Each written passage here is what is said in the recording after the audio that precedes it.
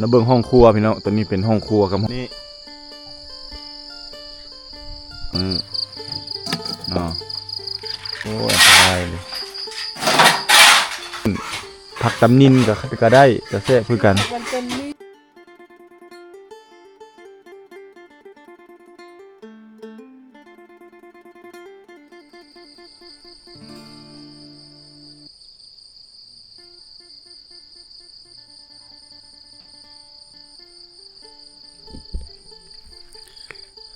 กับสุขสบายดีบรรยากาศยามเช้าๆเนาะตอน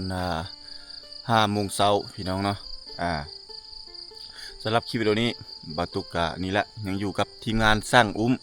เพิ่นเนาะเพื่ออัปเดตตามติดภารกิจของทีมงานสร้างในการสร้างบ้านให้กับ3 สาวเนาะสำหรับภารกิจในมื้อนี้ทางทีมงานสร้างเพิ่นว่าเพิ่นจะโบกหรือว่าสาบปูนทางด้านหลังก็คือห้องครัวกับห้องน้ำให้สำเร็จภายในมื้อนี้ถ้าว่าอากาศเป็นใจถ้าว่าฝนบ่ตกถ้าว่าฝนตกนี่ก็จะมีสิ่งที่ท้าทายหรือว่าข้อยุ่งยากในการโบกการสาบนั่นก็คือฟ้าฝนพี่น้องเวลาฝนตกปุ๊บมันก็จะโบกจะสาบยากบ่ได้เนาะแล้วก็มันจะบ่ได้รายละเอียดอย่างต่างๆเนาะฉะนั้นมื้อนี้ถ้าฟ้าฝนเป็นใจหวังว่าห้องน้ำแล้วก็ห้องครัวของ3 สาวน่าจะสำเร็จภายในมื้อนี้เพราะว่าเพิ่นจะเร่งโบกภายใน3 คนเลยเนาะ3 คนเพิ่นจะโบกมันจะเห็นหมดเลยมื้อนี้เนาะนี่แหละบรรยากาศยามเช้าๆพี่น้องมื้อนี้เฮาเบิ่งจากสภาพดินฟ้าอากาศก็รู้สึกว่าอากาศดีเนาะมีเมฆลอยอยู่ในอากาศเนาะโอ้ติดภูเขาเลยพี่น้องเอ้ยทางหน้าเป็นภูเขาแล้วก็มีบ้าน3 สาวตั้งเด่นประการตาในเขตนี้เลยหรือว่าในละแวกนี้พี่น้องนี่อันนี้เฮายังบ่ทันอนามัยเทื่อเป่านี่ก็คือว่าสิจูดแล้วแต่ว่าธิดาว่าอยากได้ไว้ปลูกผักไว้ปลูกต้นไม้อย่างต่างๆก็เลยแต่เฮายังบ่ทันได้เก็บบ่ทันได้เมียนแล้วก็มีแต่บางส่วนที่เฮาเอาไปจูดไปเผาแล้วเนาะในคลิปวิดีโอก่อนนี่แหละพี่น้องทางด้านพี่ก็ติดกับภูเนาะติดกับภูกับผาแล้วก็ประชาชนพูดละบ่อนเป็นเกาะเป็นดอนบ่อนที่ว่ามันเป็นเป้าพุ่นนั่นก็คือบ่อน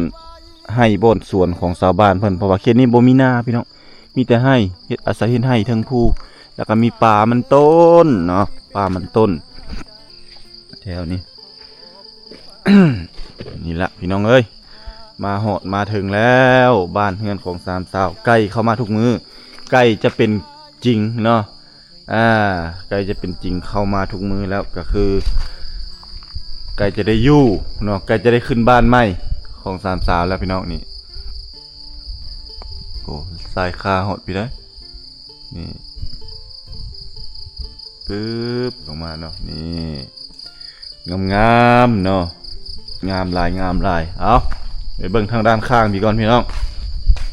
นี่ทางด้านในเราก็เห็นลายแล้วเนาะอันนี้มาเบิ่งด้านข้างแล้วจะไปอัปเดตให้เบิ่งเท่าละเล็กเท่าละน้อยเด้นี่อัปเดตด้านข้างตอนเช้าพี่น้องโอ้นี่เนาะพ่อเฒ่าเพิ่นนอนเฝ้าอยู่นี่แต่ละมื้อนอนอยู่ปีนี่แหละกลางคืน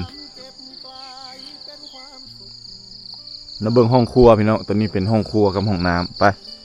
เดี๋ยวพาท่านผู้ชมมาเบิ่งห้องครัวกับห้องน้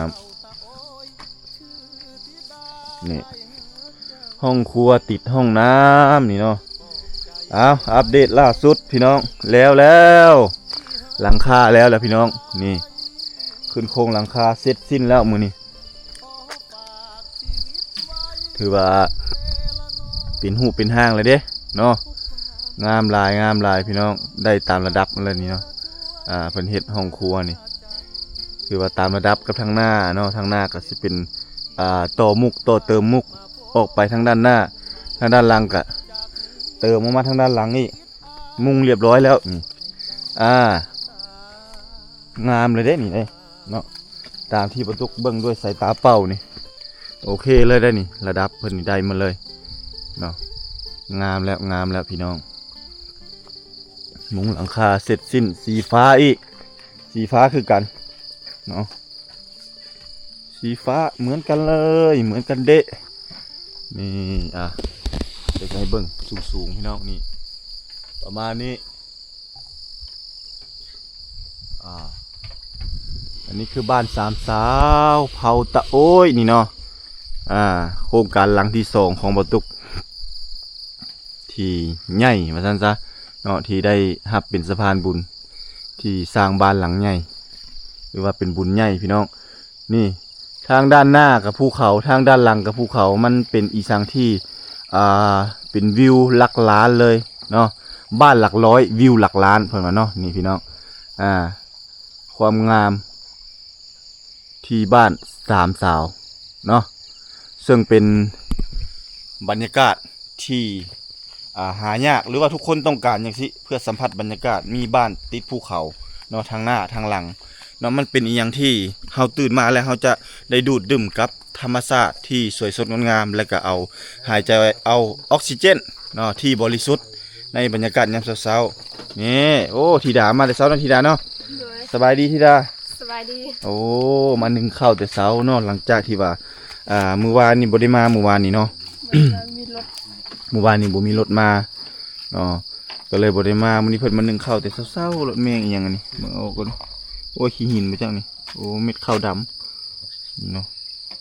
ขนาดฟัดได้นี่ยังมีอยู่นี่นึ่งข้าวเพิ่นมาสวยนึ่งข้าวแต่เช้ามื้อนี้เนาะนึ่งข้าวนึ่งน้ำแต่เช้าๆเลิศน้องสาวคนนี้เนาะนี่ใกล้เรียบร้อยแล้วพี่น้องใกล้จะเป็นจริงแล้วความฝันของสองสาวเพิ่นเนาะก็คือมีบ้านหลังงามๆไว้อยู่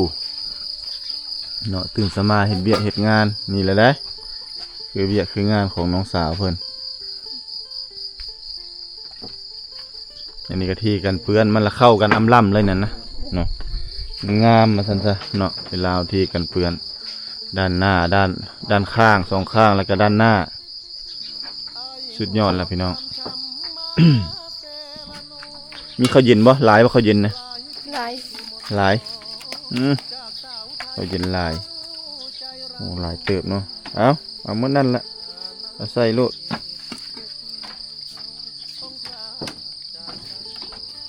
มื้อนี้ส่งให้น้องนำไปใส่เสียญาโอ้เสียญาอยู่ไสฝากซีหั่นบ่ฝากซีเสียญาเข้าสวนใดใกล้ๆนี่บ่โดยตัวใกล้นี่บ่หรือว่าตัวไอ้ไปพวกตัวใกล้นี่ตัวใกล้นี้โอ้สวนตัวนี้ไอ้บ่เคยไปนั่นบ่โอ้แต่ก็บ่ไกลปานใดไกลแฮงก็บ่ไกลแฮงแม่นบ่กว้างบ่ตัวนี้หรือว่าหอมธรรมดาโดยเนาะบ่ฮู้เลยกว้างกว่าไอ้ไปนี่บ่หอมกว่านั้นโอ้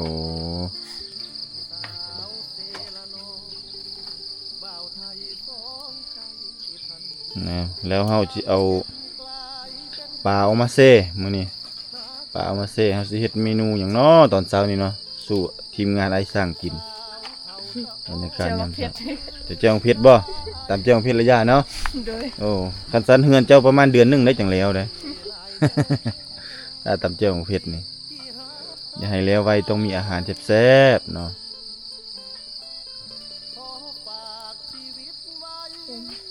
เต็มแล้วหมดบ่หรือว่าบ่หมด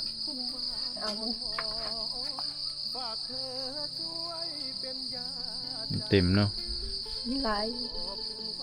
ลายเกินในสังก็มาข้าวหลายยังกินบ่พอ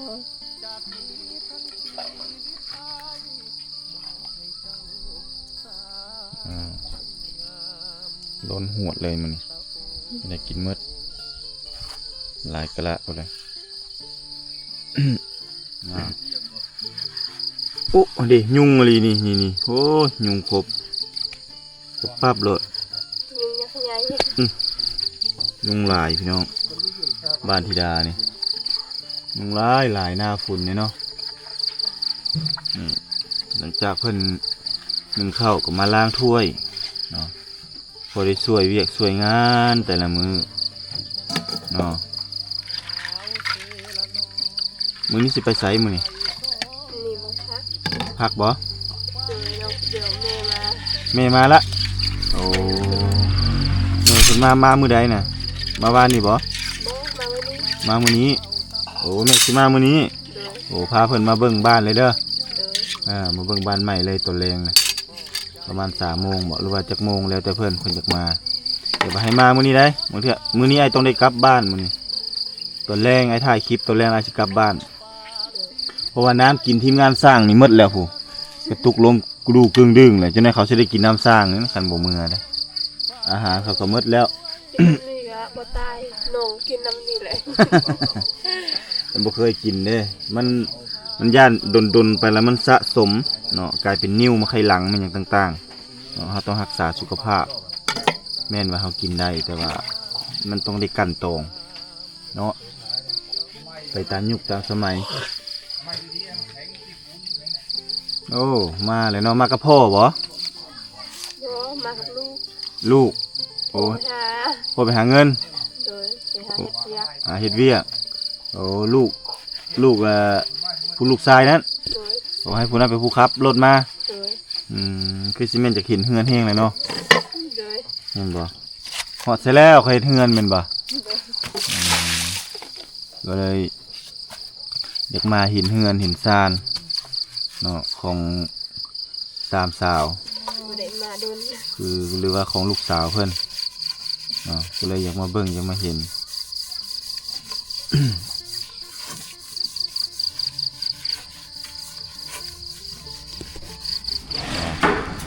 บรรยากาศยามเช้าตัดภาพมาทางที่ทีมงานสั่งตื่นแต่เช้าแล้วก็เกียมจะผสมปูนพี่น้องผสมปูนจะโบกจะสาบเรื่องนี้เนาะถ้าตื่นแต่เช้ามาทีมงานสั่งอุ้มก็เล่นงานเลย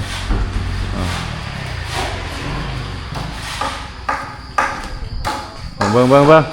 จัดการให้นี่ให้บ่ได้บ่ มาล็อกก๊อกแก๊กเอาจับไปเลยโอ้มันยังอันนั้นเด่นยังขับอยู่มันยังไหม มันยังไหมเลยมันขับพี่น้องมันกำลังเล็งมือ เก็บตัดกวดออกเร่งมือโบกสาบแล้วมันใกล้สิเป็นจริงแล้วเอาง่ายๆซะเนาะสำหรับสามสาวธิดาเซลนองเพิ่น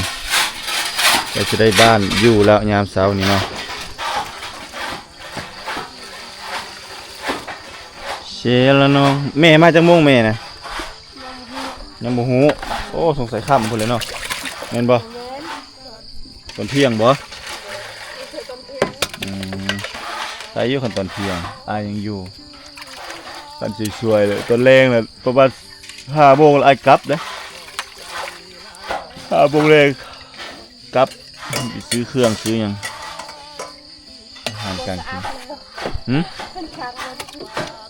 อะไรอันนั้นบ่แล้วสิซื้อมาอีกตื่นสมาจะได้เห็นตุ่มไฟยุงกินพี่น้องเป็นป่ามตายเด้อนี่มานอนอยู่พี่หมุนมัดแข้งขานี่พี่น้องนี่สิให้เบิ่งขออนุญาตเด้อผู้ยุงนี่ผู้นะเต็มมาเลยผู้นี่น้อยนี่แม่นหมดนี่ยุงกินพี่น้องผู้เป็นป่ามเลยต้องได้ทายาใส่ก่อนตายรถแบบนี้เพื่อแล้วเฮือนหลังนี้นี่เป็นไข่ยุงอยู่แท้อันตรายเนาะเอามานอนอยู่ป่าอยู่ดงขนาดกลางมุ้งได้นี่เลยกลางมุ้งมันก็ยังบริยานของมุ้งพี่น้องมันติดป่าเลยติดป่าติดดงแม่นมัดอันน้อยนี่แม่นมัดเลยสั่งอุ้มเด้บ่เจอคือกันบ่โอ้เป็นแดงเป็นป้าอยู่ทางนี้เนาะโอ้มุนมัดคือกันทีมงานสร้างเขาแต่ละคนเจอมัดผู้พี่น้องเอ้ยผู้อุ้ยเหนียงเด้มุนมัดเนาะนี่ก็ อุปสรรคทีมงานเฮามาเฮ็ดเฮือนก็เจอสัตว์หายกว่าเสืออีกได้นี่เนาะมันหลักคันเสือยังว่าเฮาฮู้วากมันมายุงมันมาแบบโบกๆเลยนะนี่แหละอุปสรรคทีมงานเฮาในการเฮ็ดเวียกเฮ็ดงานมียุงอันตรายพวกนี้เนาะเป็นไข้เลือดออกโอ้ยอันตรายหลายน้องสาวคนงามนางเอกคนงามเพิ่นมื้อนี้เพิ่นมาปัดเมียนมีหยังยุงกัดอีกแล้วยุงหอมแก้มน่ะสงสัยยุงตัวผู้ได้น่ะเนาะตัวผู้แล้วนั่นยุงหลายพี่น้องเอ้ยยามหน้าฝนนี่อันตรายที่สุดเลยต้องยันมาปัดกวด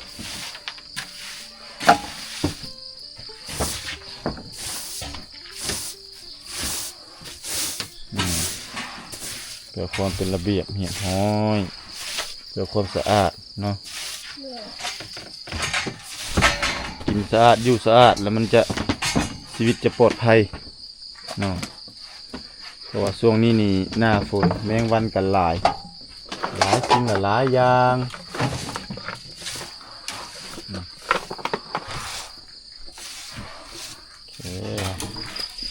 ทีมงานกำลังเล่นเบียดนะเดี๋ยวติดดอกไฟเข้ามาแจ้งวับเลยนะสะดวกสบาย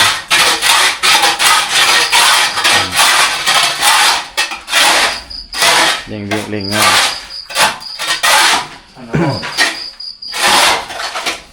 ส่วนจะบุกแต่คุณได้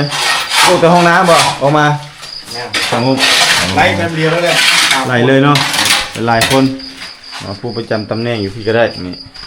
จะเริ่มบุกเลยพี่น้องนี่บุกแต่ห้องน้ำไปแล้วออกมาโอ้โหบังยุ่งดิโอ้ยตายดอกอันนี้ขนาดยังบ่ทันได้ใส่ห้องน้ำยุ่งยังเต็มเลยอันตรายเด้อนี่เด้อต้องมีสเปรย์ไว้สิเวลาเข้าห้องน้ำเนาะสะดวกสบายบ่ซันบ่ได้อันตรายพี่น้องเอ้ยมันเต็มเลยยุงออกอาละวาดเลยลาย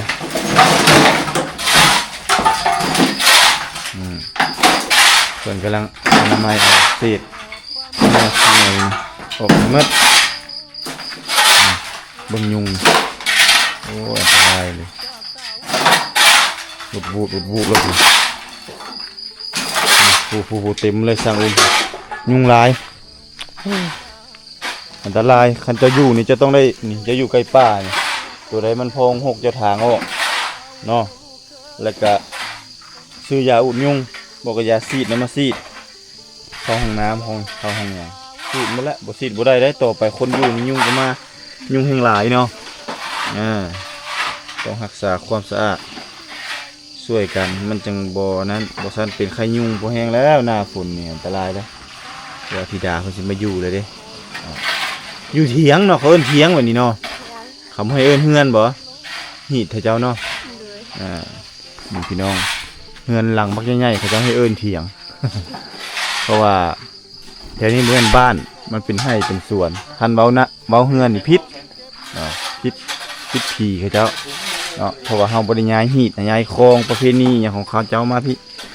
หีดคลองยังอยู่บ้านคือเก่าแล้วก็เลยต้องได้อันนี้ว่าเถียง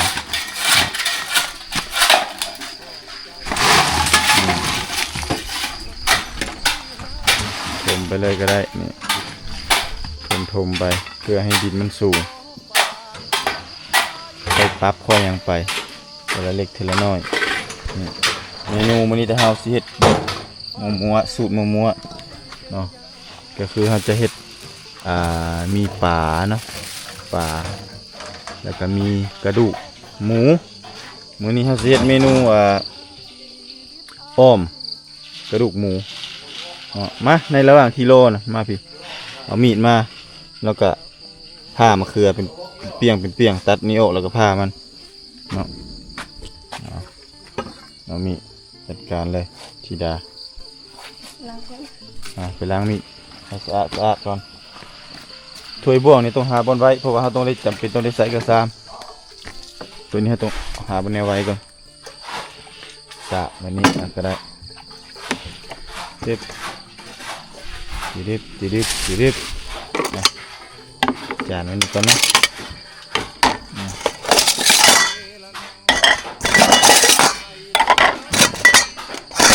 ช่วยบวงเขาหลายช่วยบวงจานกันเยอะแยะเลย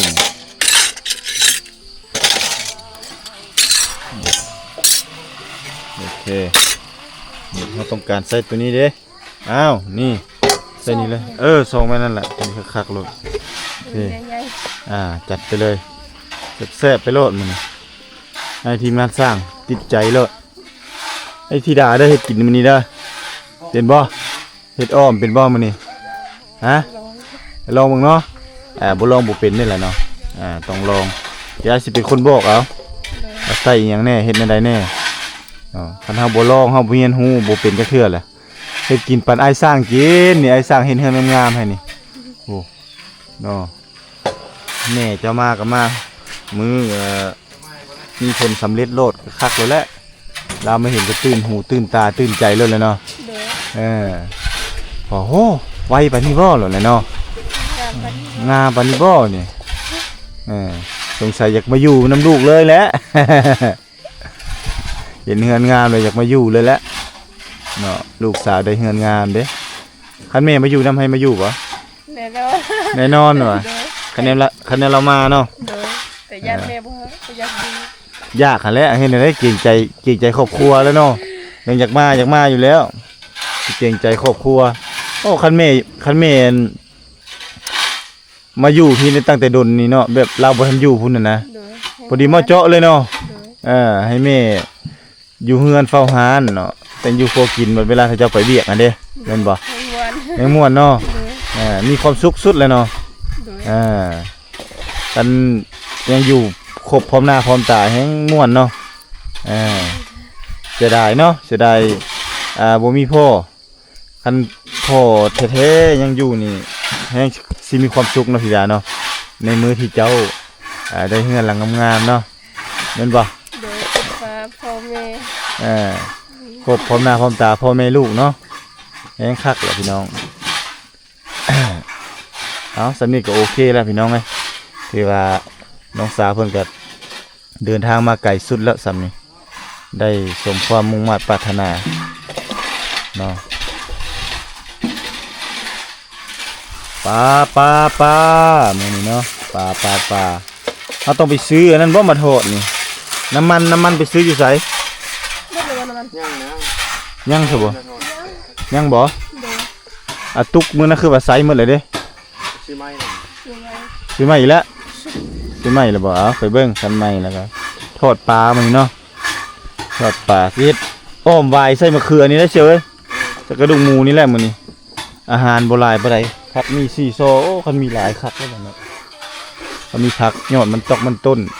ผักตำนินก็ได้ก็แซ่บคือกันมันต้นนี้บ่มันต้นบ่ถึกแล้วบ่ถึกสูตรแล้วต้องไปยอดหมกบวบยอดหมกเนาะหรือว่าอีหยังวะผักตำลิงนี่ได้ประเภทแบบนี้เนาะใน EP นี้จะมาพาน้องธิดามาเฮ็ดเมนูอาหารแซ่บๆสู่ทีมงานสั่งกินเนาะคือว่าเป็นอาหารที่ทีมงานสั่งเพิ่นมักประเภทซีนนี่โอ้เพิ่นบ่ไหวแล้วเพิ่นว่าเนาะขอให้มันเป็นเนื้อปลาเป็นประเภทปลาเป็นประเภทอ้อมเป็นประเภทแบบอาหารจากธรรมชาติเนาะพี่น้องเนาะที่ทีมงานสร้างเพิ่นต้องการว่าซั่นๆนี่เลยจัดให้เนาะเพราะว่าที่อ้อมมะเขือมื้อนี้เนาะโอ้มันมีมะเก้มะอ่อนเนาะคันเก้ลายบ่เอาด้วยนะเก้ลายบ่เอาแต่มะอ่อนอ่อนๆเนาะแก่บ่กระเทินตัดแล้วก็เอาเลยคันเก้ก็ให้สร้างกินส้มให้สร้างกินส้มเนาะเอาอยู่ได้แต่มะอ่อนแก่บ่อ่อนมันจังแซ่บ มันแก่แล้วมันในแก่แล้วกินก็บ่อยากแซ่บปานใดเนาะ สองไอ้น้องเราไปให้เนาะโดยไปกับน้าบ่าวน้าสาววะโดย4 คนไป4 คนเนาะ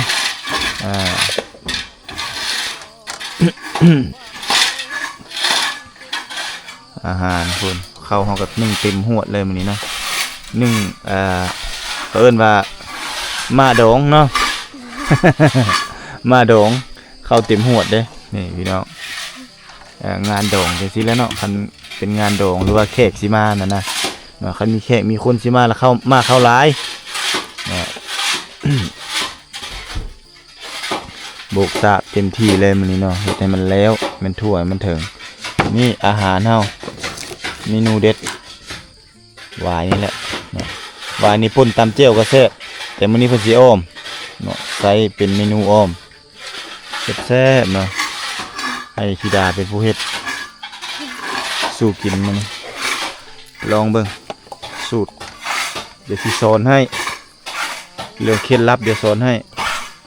นี่เฮามีแล้วตะไคร้เขาก็มีเกลือนี่เบื่อเขามาไว้แล้ว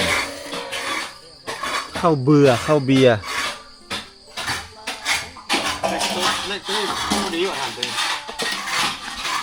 พร้อมนี่ของหน้าหน้ากว่า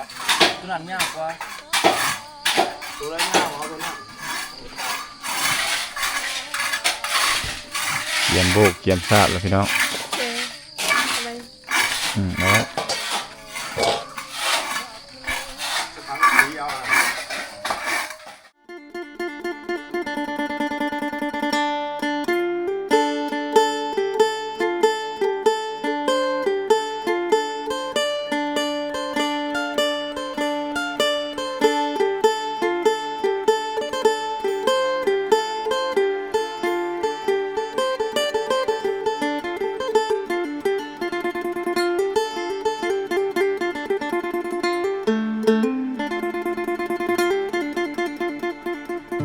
ไอหอบความช้ำมา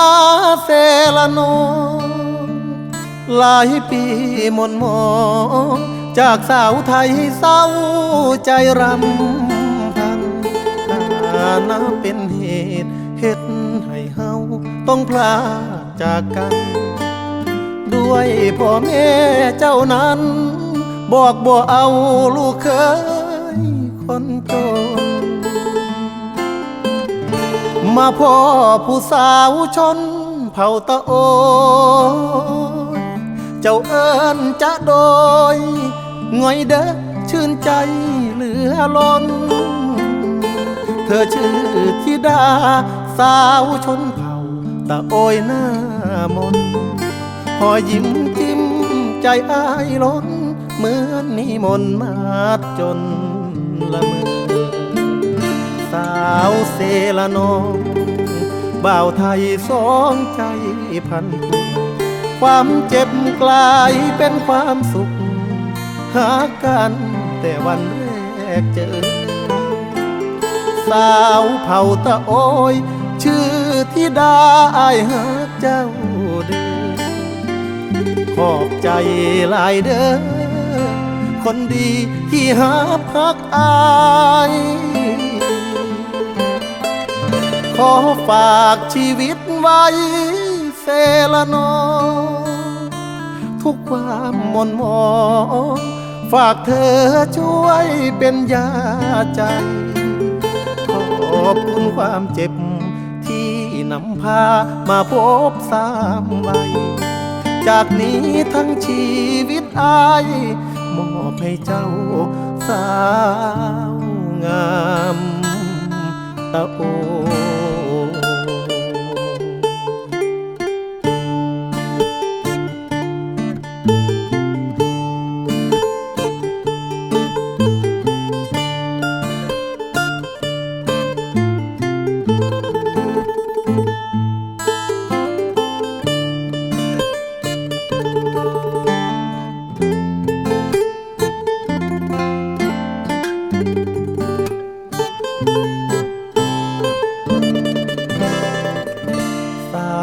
เซละนองบ่าวไทยสองใจพันผูกความเจ็บกลายเป็นความสุขหากันแต่วันแรกเจอสาวเผ่าตะโอยชื่อธิดาอ้ายหาเจ้าเด้อ อบใจหลายเด้อคนดีที่ฮักอายขอฝากชีวิตไว้เซละนอทุกความหม่นหมองฝากเธอช่วยเป็นยาใจ